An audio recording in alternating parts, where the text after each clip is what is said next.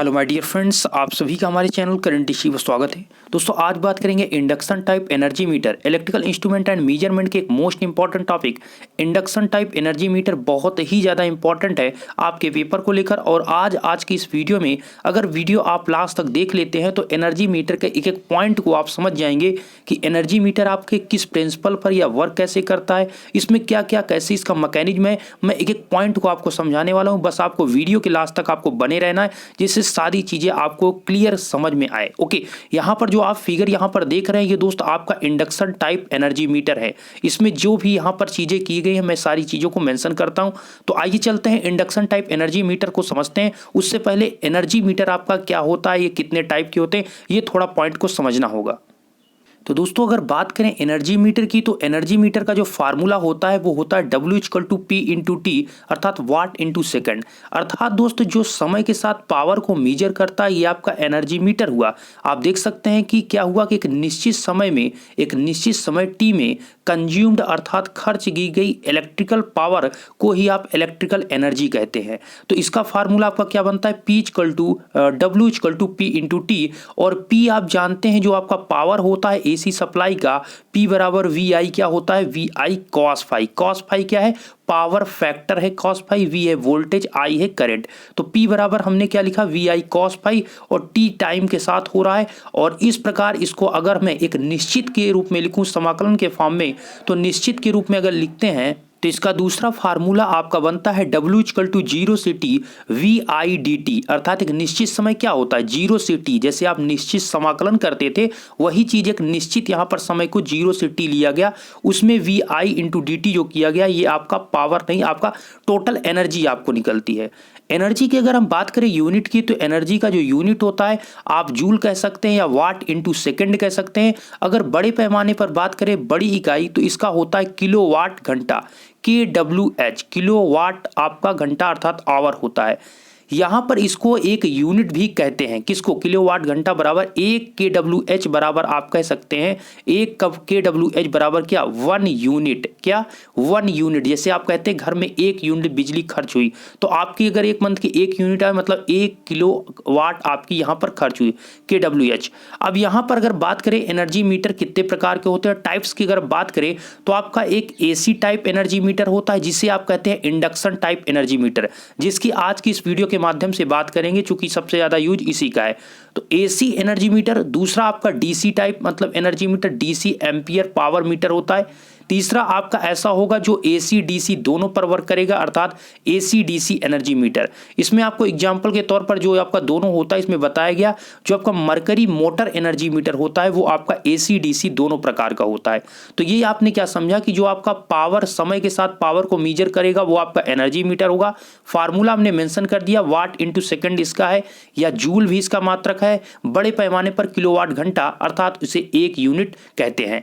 यहाँ पर टाइप्स में हमने बताया AC होता है, AC टाइप का होता है, या DC एम्पियर टाइप का आपका पावर मीटर होता है, या फिर आपका कह सकते हैं कि AC DC टाइप दोनों एनर्जी मीटर होता है। अब तो यहाँ पर आज का जो टॉपिक है जो आपके पेपर से आपके सिलेबस के मद्देनजर है वो आपका मोस्ट इंपॉर्टेंट है इंडक्शन टाइप एनर्जी मीटर। बहुत ध्यान से अब यहाँ से वीडियो शुरू कर रहा हूँ, ध्यान से सुनिएगा, एक एक पॉइंट को मैं यहाँ पर मेंशन करने वाला हूँ। देखिए दोस्त, इंडक्शन टाइप एनर्जी मीटर में यहाँ पर जो फिगर को मेंशन करूंगा उसको आप ध्यान से देखिए। यहाँ पर जो आप फिगर देख रहे हैं दोस्तों इसमें आपका मैग्नेट का यूज किया गया। कौन मैग्नेट, मैं चीज़ों को समझाता हूँ। इससे पहले मैं बता दूँ ये आपका single phase induction type energy meter है। आपके जो एनर्जी मीटर होते हैं सिंगल फेज भी होते हैं, पॉली फेज भी होते हैं, लेकिन इस वीडियो में मैं आपसे बात करूंगा वो सिंगल फेज, जो कि आपके पेपर में यही पूछा जाता है कि इंडक्शन टाइप एनर्जी मीटर आप बताइए। तो देखिए इंडक्शन टाइप एनर्जी मीटर में आपका ये जो नीचे दिख रहा है ये एक मैग्नेट का यूज किया गया है जो कि आपका सीरीज मैग्नेट है। एक मैग्नेट, ये मतलब कि आपके एनर्जी मीटर में सिंगल फेज एनर्जी मीटर में 2 आपके मैग्नेट का यूज किया जाता है। ये ऊपर वाला आपका शंट मैग्नेट होता है और ये जो आप देख रहे हैं ये आपका सीरीज मैग्नेट होता है। यहां पर ध्यान से देखें, ये आपके मैग्नेट है। मैं इसी फिगर में सारी चीजों को समझाने वाला हूं, ध्यान से समझते चलिएगा। ये आपके दोनों क्या हो गए, मैग्नेट हो गए। इसको कहते हैं सीरीज मैग्नेट, इसको कहते हैं ऊपर वाले को शंट मैग्नेट, या इसे कहते हैं आपका, हाँ इसमें आपका बीच में क्या होता है आपका एक लिंब, इसे बीच वाले पार्ट को लिंब कहते हैं।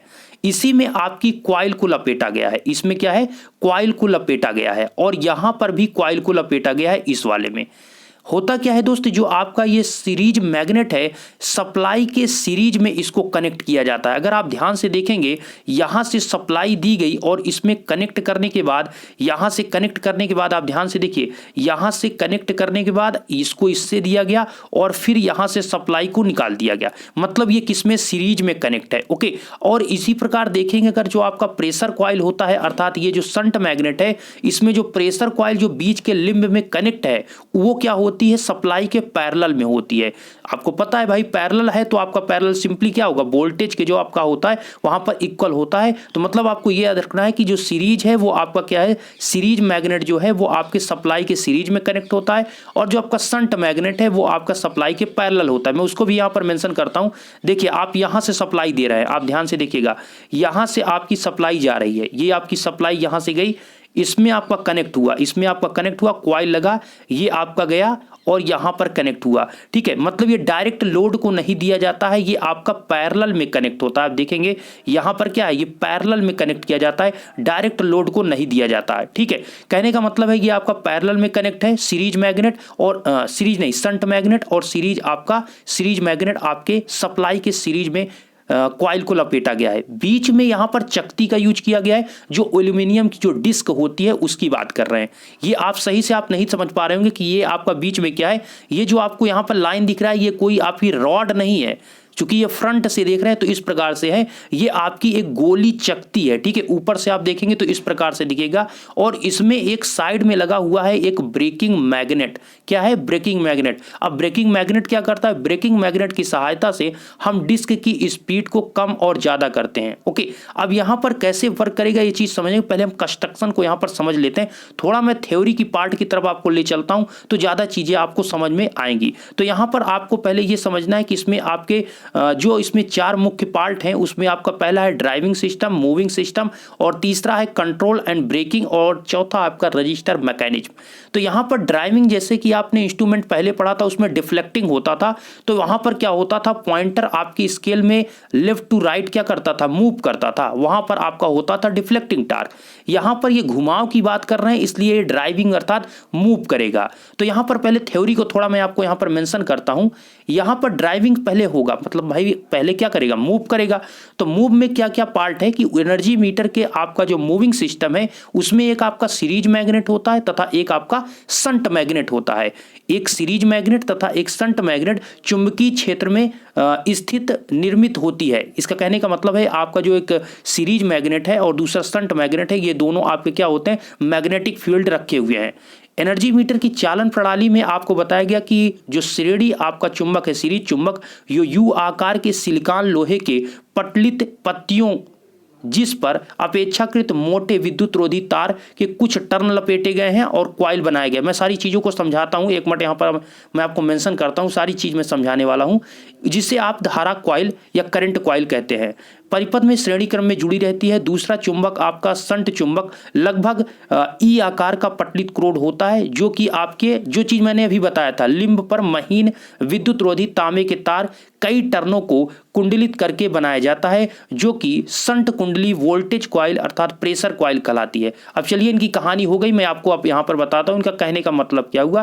कहने का मतलब ये जो आपका सीरीज जो आपका ये शंट मैग्नेट है ऊपर वाला, और ये पूरा क्या है, ये जो आप देख रहे हैं ये आपका क्या है, ये आपका सीरीज जो ई आकार का, यहाँ पर ये यू आकार का जो दिख रहा है ये आपका सीरीज मैग्नेट है, ये आपका शंट मैग्नेट है। इसमें क्या होता है, जो इसमें नंबर ऑफ टर्न होते हैं, मतलब जो सीरीज मैग्नेट है वो आपका जो वायर इसमें यूज किया जाएगा जो कॉइल बनाने के लिए, वो मोटा वायर होगा। कैसा वायर होगा, मोटा वायर होगा। और मोटा होगा मतलब ये आपका क्या होगा, थिक होगा, मोटा होगा, और साथ में यहां पर इसमें नंबर ऑफ टर्न क्या होंगे, कम। अर्थात अगर आपका वायर मोटा है तो उसमें आपके वायर में नंबर ऑफ टर्न समझ रहे हैं, जैसे यहां पर लपेटा गया है तो इसमें क्या है, नंबर ऑफ टर्न कम होंगे।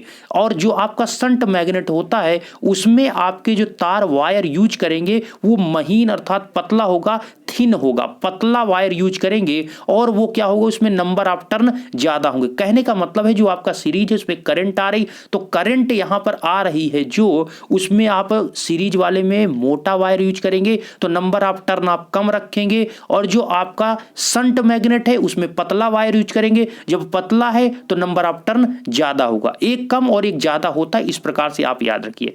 इस लिम्ब पर एक कॉपर शेडिंग बैंड लगा होता है। ध्यान से सुनिएगा, इस बीच वाले लिम्ब पर एक कॉपर शेडिंग बैंड यहां पर लगा हुआ है और साइड में भी कॉपर शेडिंग बैंड लगा हुआ है। अच्छा, इसका डिफरेंट यहां पर क्या है, इसका वर्क क्या है, तो मैं समझाना चाहूंगा। ये बीच में जो कॉपर शेडिंग बैंड लगा हुआ है, ये पावर फैक्टर को यहां पर, मतलब पावर फैक्टर क्या करता है, मैनेज करता है, पावर फैक्टर को बनाए रखता है। और जो साइड में लगा हुआ है, ये क्या करता है, घर्षण समकारक, अर्थात जो इसमें फ्रिक्शन उत्पन्न होता है उसको यहां पर खत्म करता है। जो आपका एनर्जी मीटर क्या कर रहा है, पावर को यहां पर मीजर, एनर्जी को मीजर कर रहा है, कितनी एनर्जी जा रही, तो उसमें कोई ना कोई एरर होती है। एरर का नेक्स्ट वीडियो आएगा, उसमें मैं सारी चीजें बताऊंगा कौन कौन से आपके इसमें एरर होते हैं। तो इसमें बहुत से प्रकार के एरर होते हैं। तो इसमें एक आपका होता है फ्रिक्शन। तो फ्रिक्शन के लिए यहां पर जो साइड है, ये पूरा जो लिम्ब है, इसके बगल और बगल में ये जो आपको ब्लैक ब्लैक दिख रहा है, यहां पर आप देखेंगे ये और ये दोनों जो आपको दिख रहे हैं, ये आपके कॉपर शेडिंग बैंड है, जो की करते हैं घर्षण समकारक बैंड, घर्षण को कम, फ्रिक्शन को कम कर देते हैं। और जो आपके बीच में ये लिम्ब है, इस पर भी एक ब्लैक कलर का आपको दिख रहा है, ये जो होता है ये कॉपर शेडिंग बैंड क्या करता है, पावर फैक्टर को मैनेज करता है एक प्रकार के। ओके, अब यहां पर आता है, ये आपको ये हमने बता दिया कि ये क्या है, ये ब्रेकिंग चुंबक है। ब्रेकिंग चुंबक किससे कनेक्ट है, ये आपके डिस्क से कनेक्ट होता है। डिस्क में आगे पीछे करने पर इसकी स्पीड को कम ज्यादा किया जाता है। जब आप ब्रेकिंग मैग्नेट को पास लाते हैं तो इसकी स्पीड, अर्थात इस चक्ति कैसे है दोस्त, ये डिस्क है, ठीक है। इस प्रकार से ऊपर से देखेंगे तो ऐसे दिखेगी। अब भाई सामने से हम देखेंगे तो आप तो ऐसे ही आपको दिखेगी ना वो चीज, ठीक है, सिंपल सी बात है। ओके, यहां पर आपका क्या होगा, इसको पास लाएंगे तो इसकी स्पीड बढ़ जाती है, और जब दूर लाएंगे तो इसकी स्पीड क्या हो जाती है, घट जाती है। ये भी मैं आपको बताऊंगा ऐसे कैसे होता है। कुछ पॉइंट और यहां पर समझते हैं, ठीक है। यहां ये तो आपको समझ में आ रहा है, ये एसी सप्लाई यहां पर 1 फेज की सिंगल फेज का इंडक्शन टाइप एनर्जी मीटर है। ओके, और यहां पर आपको लोड है। अच्छा, ये सिंगल फेज का क्यों है, सिंपल सी बात है, इसमें एक सीरीज मैग्नेट और दूसरा शंट मैग्नेट का यूज किया गया। अगर आपका ये 3 फेज होगा तो उसमें आपके 3 सीरीज मैग्नेट और 3 आपके क्या शंट मैग्नेट का यूज किया जाएगा। ओके, मतलब 3 फेज की सप्लाई के लिए। अब यहां पर आपने ड्राइविंग सिस्टम को सीखा। अब देखिए, नेक्स्ट पॉइंट आपको यही कहा गया कि इस कुंडली में प्रवाहित होने वाली विद्युत धारा कुंडली के वोल्टता के समानुपाती है।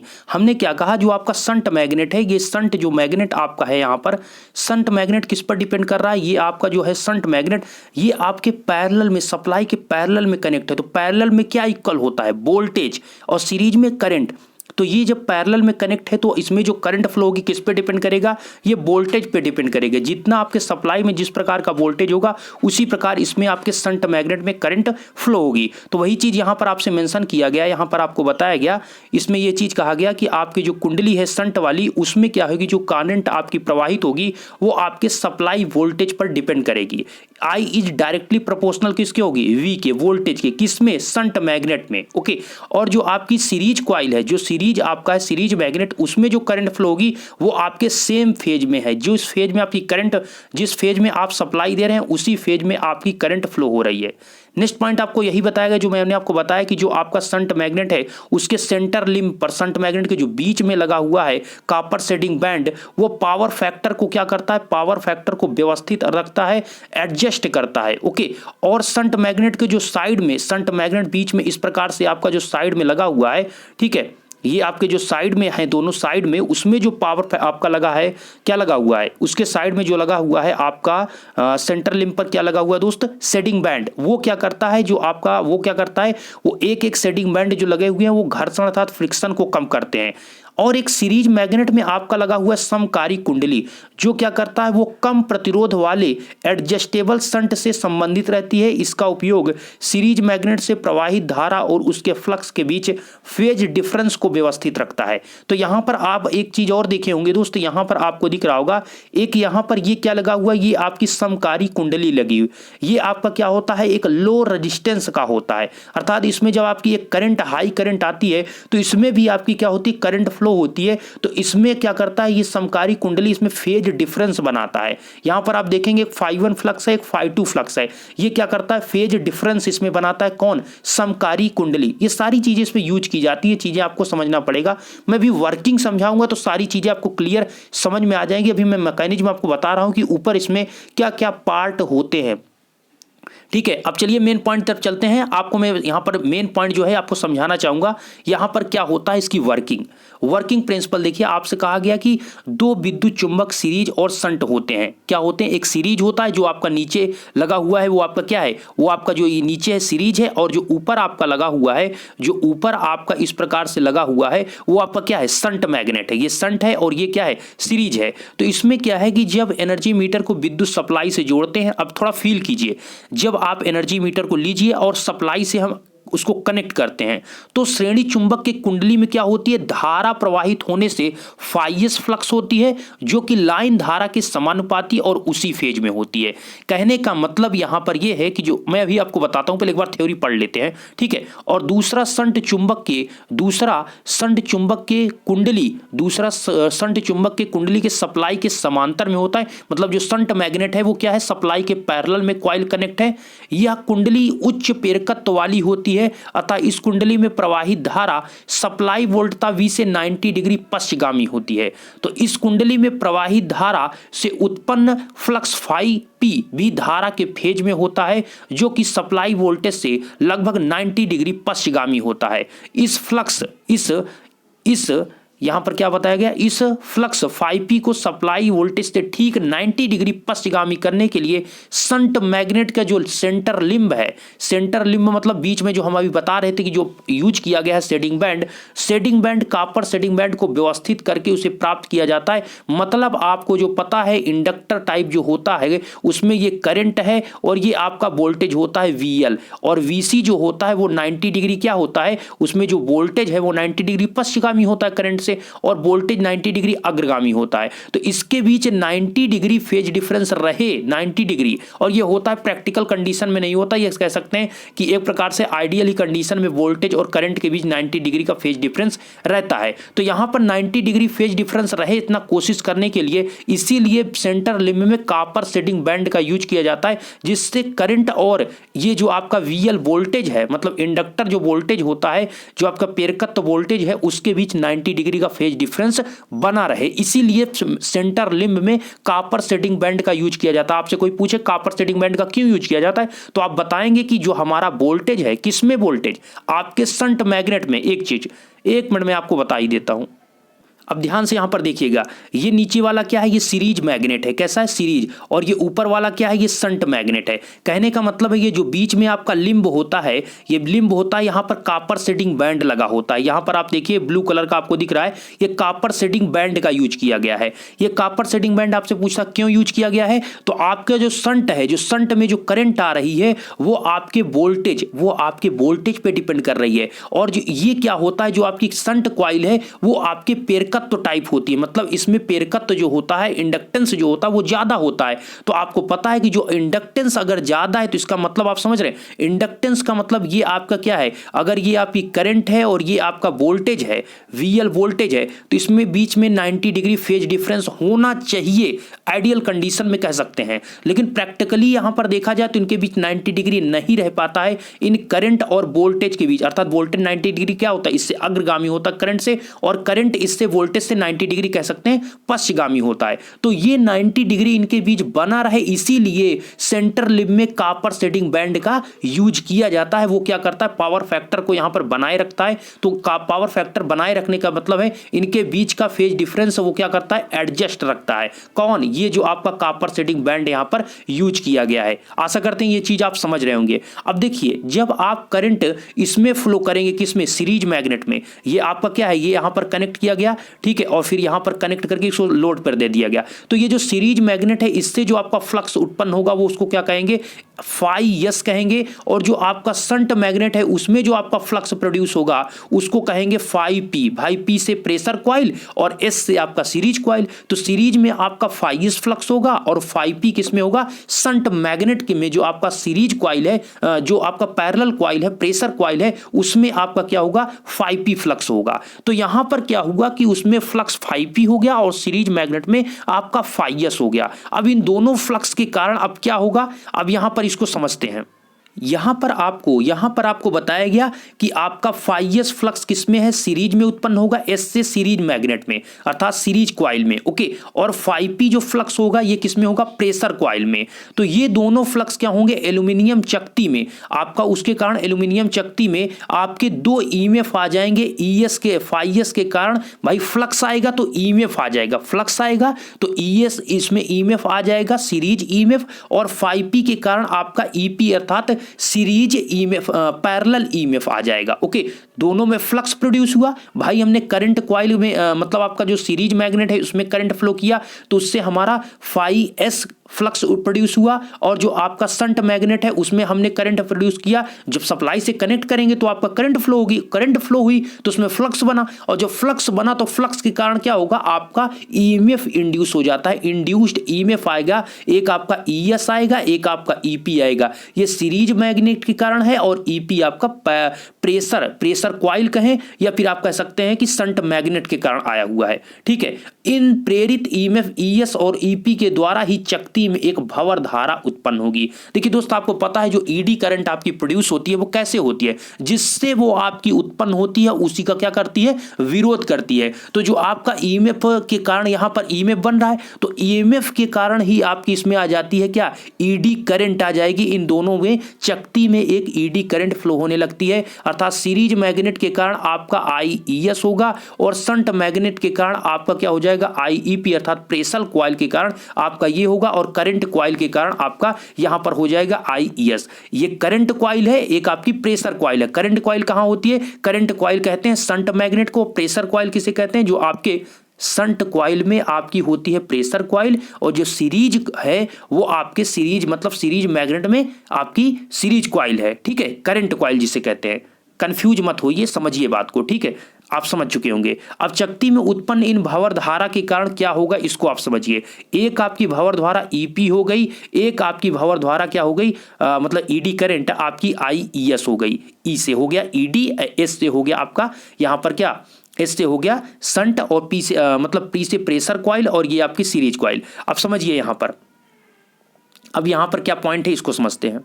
अब भैया यहां पर आपका हो क्या रहा है कि आपका एक फ्लक्स 5s था, एक फ्लक्स 5p था, मतलब शंट मैग्नेट के कारण जो फ्लक्स प्रोड्यूस हुआ वो 5s था, और जो प्रेशर कॉइल के कारण आपका फ्लक्स प्रोड्यूस हुआ, शंट नहीं दोस्त, फिर से वही गलती, सीरीज जो आपका है, एस से सीरीज समझिए, ठीक है। और 5p क्या है आपका, 5p जो है वो प्रेशर कॉइल है, मतलब ऊपर वाला जो एक मैग्नेट है उसमें प्रेशर कॉइल है, नीचे वाला आपका क्या है, सीरीज कॉइल है। तो इन दोनों के कारण आपका एक फ्लक्स बना, एक 5s और एक 5p। जब दोनों फ्लक्स बन जाएंगे तो उनके बीच होगी क्या, प्रतिक्रिया। भाई दो फोर्स हैं, दो व्यक्ति हैं, अगर वो लड़ रहे हैं, उनके बीच क्या है, उनके पास फोर्स है तो वो लड़ेंगे। इसी प्रकार यहां पर फ्लक्स है, और एक फ्लक्स आपका 5s और 5p दोनों डिफरेंट हैं, ओके। अब इनके बीच होगी प्रतिक्रिया, रिएक्शन, और जैसे ही होगी प्रतिक्रिया तो इसमें आ जाएगा ड्राइविंग टार्क। क्या आ जाएगा, ड्राइविंग टार्क, अर्थात घुमाने वाला एक ऐसा फोर्स जो यहां पर क्या करेगा, इसको घुमा देगा और इसको ड्राइव कराएगा, घुमा देगा, अर्थात इसमें आपका क्या होगा,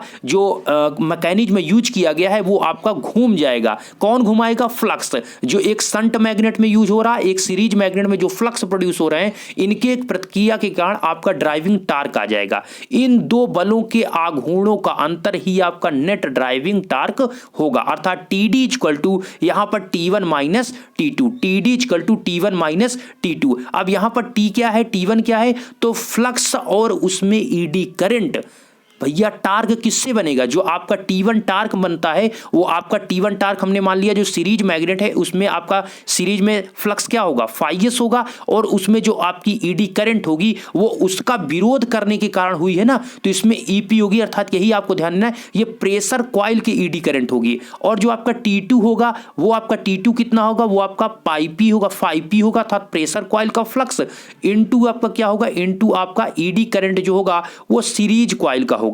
तो इस प्रकार आपको यहां पर क्या है, ये T1 माइनस T2 है, T1 माइनस T2। अब सबसे इंपॉर्टेंट यहां पर आपको यह समझना है कि किसी भी इंडक्शन टाइप इंस्ट्रूमेंट में आपको सबसे जरूरी होता है दो फ्लक्स की जरूरत होती है, और उन फ्लक्स के बीच क्या होना चाहिए, कुछ एंगल होना चाहिए। अगर उनके बीच कुछ एंगल बन रहा है तो उनके मिलेगा क्या गया, ड्राइविंग टार्क। कहने का मतलब है अगर आपका एक फ्लक्स φ1 है, दूसरा फ्लक्स φ2 है, अगर इनके बीच कुछ एंगल थीटा मान लेते हैं, थीटा या अल्फा कुछ बनता है तब तो इनके बीच एक ड्राइविंग टार्क लगेगा, अन्यथा अगर आपका इसके बीच एंगल 0 है तो इसके बीच कोई फोर्स नहीं लगेगा। ऐसा मैं क्यों कह रहा हूं, यहां पर आप ध्यान से देखिएगा, एक आपका फ्लक्स phi है, एक आपका फ्लक्स मतलब phi s है सीरीज, और एक आपकी फ्लक्स, एक मिनट, phi s दोस्त, एक आपका phi p है। ये दोनों फ्लक्स हैं और इनका फार्मूला होता है किसी भी इंडक्शन टाइप इंस्ट्रूमेंट की अगर हम बात करेंगे, जैसे ये आपका पढ़ रहे हैं क्या, ये इंडक्शन टाइप एनर्जी मीटर,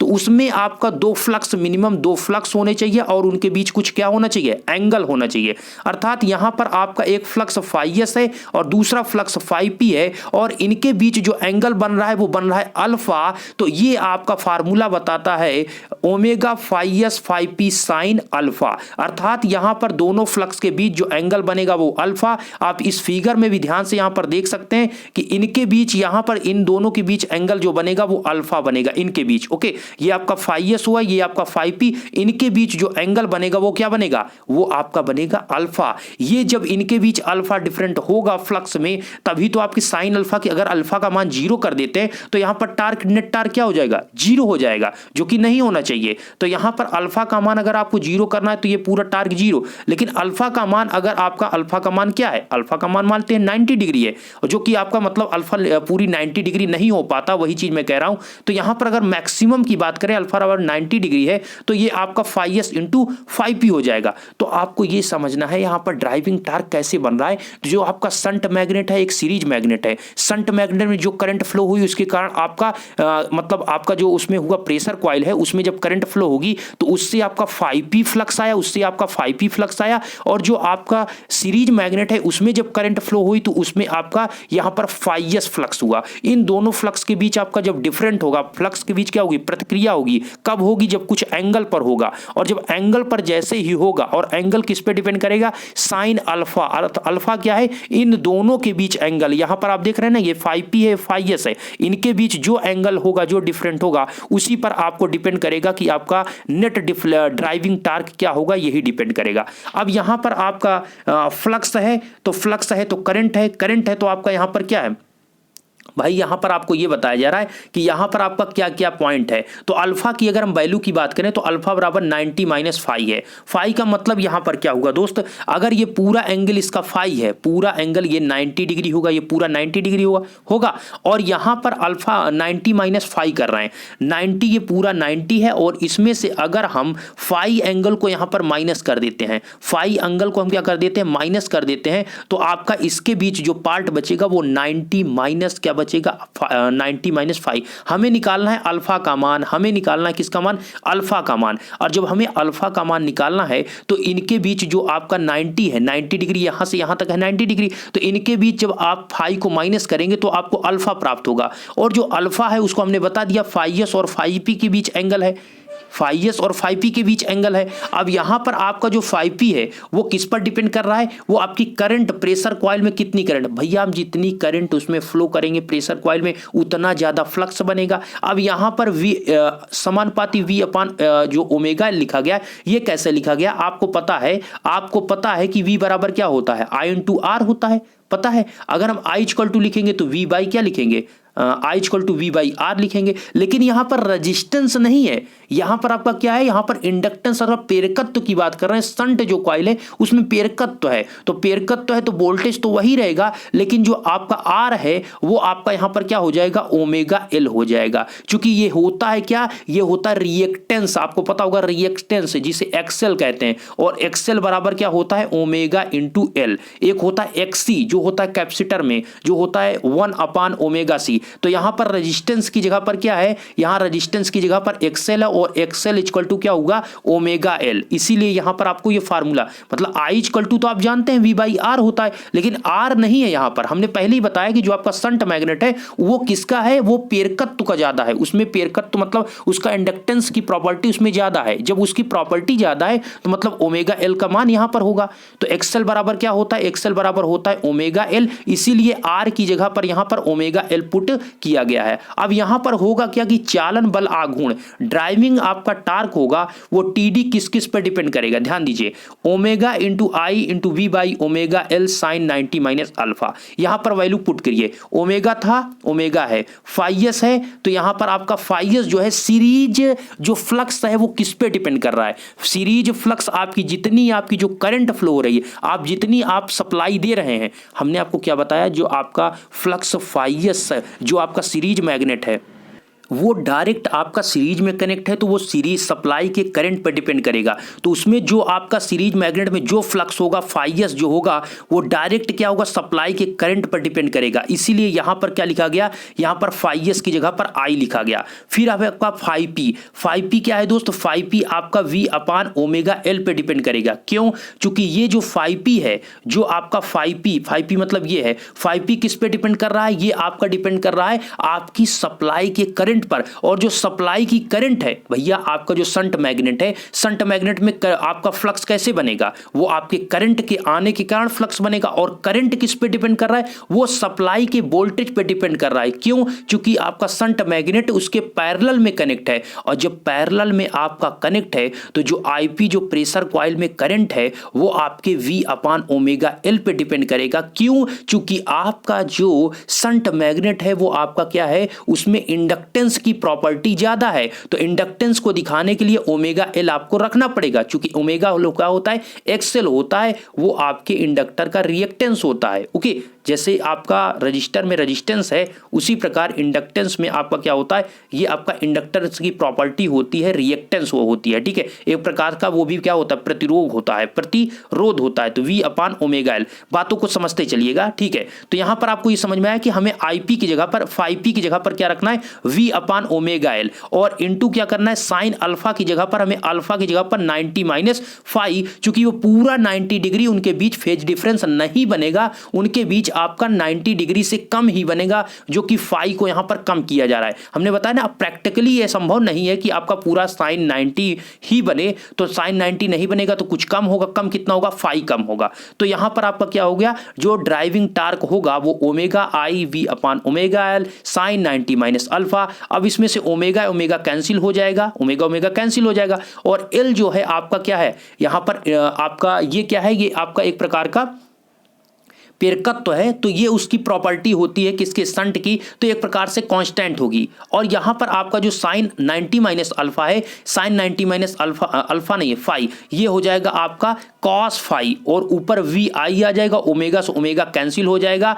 और यहां आपको ये बता दिया गया कि शंट कुंडली का जो पेरकत्व है वो आपका एल क्या है, स्थिर है। ठीक है, वो क्या है आपका स्थिर है। तो यहां पर जब आपका एल स्थिर, भाई जो हमने शंट मैग्नेट यूज किया है उसको फिक्स हमें पता है ना कि हमारा एल की वैल्यू ये होगा, तो इसको हमने फिक्स पता है। तो यहां पर कैंसिल होने के बाद जो आपका डायरेक्टली प्रोपोर्शनल होगा, ड्राइविंग टार्क जो होगा V आई कॉस फाई के क्या होगा, डायरेक्टली प्रोपोर्शनल होगा। क्या किसी का ये फार्मूला है, बिल्कुल, ये किसका फार्मूला है, ये आपके रियल पावर का फार्मूला है, रियल पावर का फार्मूला है।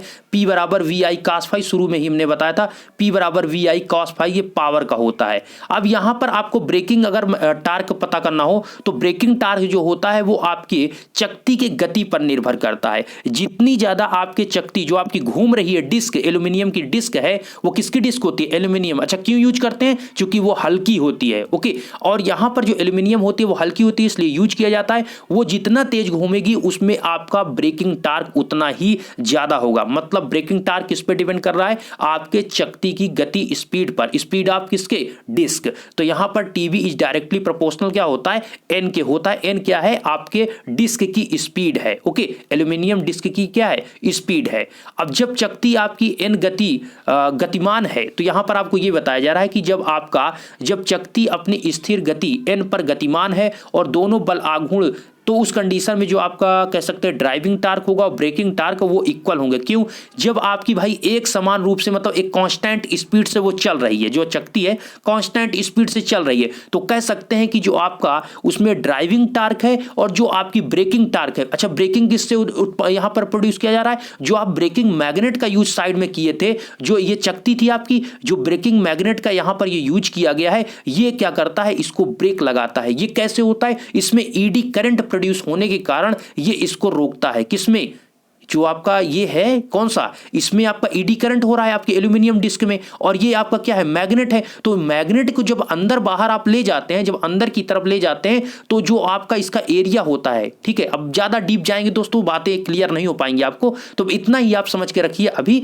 कि जो आपका यहां पर ये जो पार्ट है ब्रेकिंग, जो आपका मैग्नेट होता है, इसको जब हम पास ले जाते हैं तो इसकी स्पीड क्या होती है, बढ़ती जाती है, जब दूर ले जाते हैं तो घटती जाती है। ऐसे समझ सकते हैं कि जब पास ले जाते हैं तो इसमें जो आपका ईडी करंट में जो फ्लक्स बन रहा है, उससे फ्लक्स लिंकेज क्या होता है, जैसे जैसे सेंटर के पास केंद्र की तरफ ले जाएंगे फ्लक्स लिंकेज घटता जाएगा, और जब फ्लक्स लिंकेज घटता जाएगा तो उसमें क्या होगा, ईडी करंट इसमें कम होगा, ईडी करंट इसमें कम होगा, और जब ईडी करंट इसमें कम होगा किसमें, ब्रेकिंग मैग्नेट में, तो वो उसमें क्या होगा, ब्रेकिंग टार्क भी कम होगा, क्योंकि टार्क किस पे डिपेंड कर रहा है, फ्लक्स पे, फ्लक्स किस पे, मतलब ईडी करंट पे, और ईडी करंट कम कब होगी, जब सेंटर की तरफ आप जाएंगे तो इसका जो एरिया है, मतलब ये जो चकती है, जो आपकी ये पूरी चकती है, इसका क्या होगा, जो एरिया इस प्रकार से जो ऊपर आपने लगाया हुआ है, इस मैग्नेट को ऊपर इस प्रकार से कनेक्ट किया है, ये क्या करे, जब पास आप लेते जाएंगे तो इसके एरिया जो ये पूरा आपका जो डायमीटर है ये घटता जाएगा। जब डायमीटर घटता जाएगा मतलब इससे फ्लक्स जो आपके बन रहे हैं, उसके फ्लक्स जो आप निकल रहे हैं